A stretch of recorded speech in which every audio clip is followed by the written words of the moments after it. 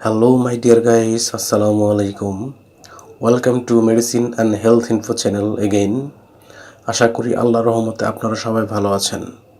বন্ধুগণ, আজকের ভিডিওতে আমি আপনাদের সাথে মুখের ঘা, মুখের ক্ষত, ছত্রাক আক্রমণ ইত্যাদি সমস্যার সমাধানে অত্যন্ত কার্যকর একটি ওরাল জেল এবং জেলটির নাম, দাম, গ্রুপ বা জেনেরিক নাম, প্রস্তুতকারক কোম্পানির নাম, এটি ব্যবহারের নিয়ম বা খাওয়ার নিয়ম এবং এর সাইড এফেক্টস বা পার্শ্ব প্রতিক্রিয়া সম্পর্কে আলোচনা করব।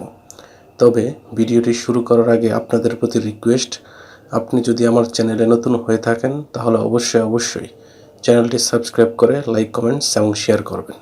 বন্ধুগণ, আমরা বিভিন্ন সময় দেখি বাচ্চাদের কিংবা প্রাপ্তবয়স্কদের বা প্রাপ্তবয়স্ক মানুষদের মুখে ঘা, মুখে ক্ষত, ছত্রাক আক্রমণ ইত্যাদি হয়ে থাকে।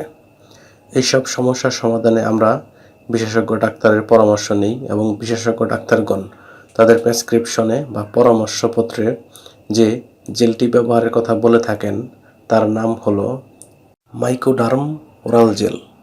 এটির গ্রুপ বা জেনেরিক নাম হলো মাইকোনাজোল নাইট্রেট। এটির উৎপাদনকারী প্রতিষ্ঠানের নাম হচ্ছে drug international limited. Mycoderm oral gel, যেটি 15 গ্রাম টিউবের, সেটির দাম 60 টাকা।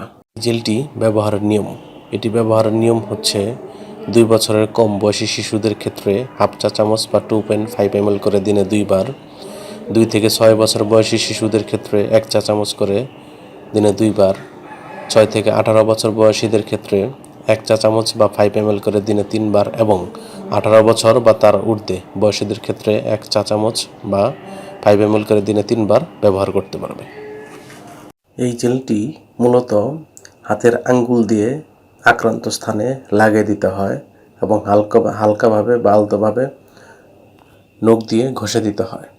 তবে এই জেলটি খাওয়ার পরে মুখ 5 মিনিট বন্ধ করে রেখে পরে খেয়ে ফেলতে পারবেন, তাতে কোনো সমস্যা নেই। এই জেলটি ব্যবহারের পর বা খাওয়ার পর কিছু সাইড এফেক্টস বা পার্শ্ব প্রতিক্রিয়া দেখা দিতে পারে, যেমন বমি বমি ভাব বা বমি হওয়া, ডায়রিয়া এবং অ্যালার্জিক রিয়াকশনও দেখা দিতে পারে।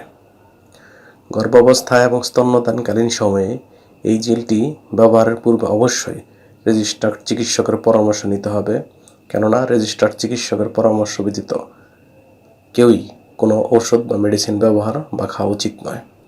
ধন্যবাদ।